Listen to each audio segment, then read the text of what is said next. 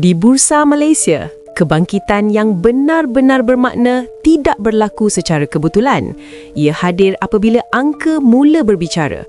Kerugian bertukar menjadi keuntungan, kos kembali terkawal dan perniagaan teras mula menjana nilai sebenar.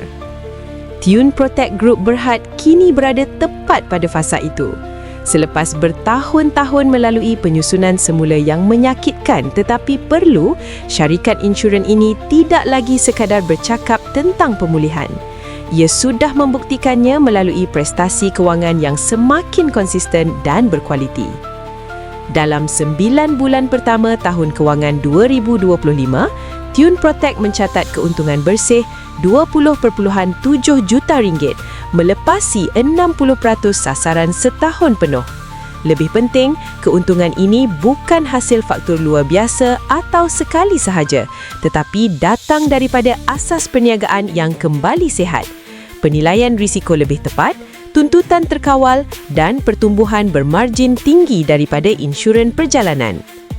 Perubahan paling ketara datang daripada perniagaan insurans teras.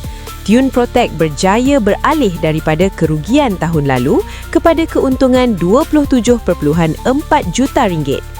Nisbah gabungan, penanda aras utama kesihatan syarikat insurans, merekodkan prestasi kukuh pada 91.9%, jauh di bawah paras 100% yang menandakan titik pulang modal. Bagi pelabur, angka ini memberi isyarat penting bahawa Tune Protect kini berada dalam keadaan operasi yang lebih sihat secara struktur, bukan sekadar pemulihan bersifat spekulatif. Dengan peningkatan aktiviti pelancongan di rantau ini, perniagaan insurans perjalanan meningkat hampir 32% tahun ke tahun. Segmen insurans motor pula memberi fokus kepada kenderaan persendirian dengan rekod tuntutan lebih baik. Secara keseluruhan, arah aliran asas perniagaan kekal positif.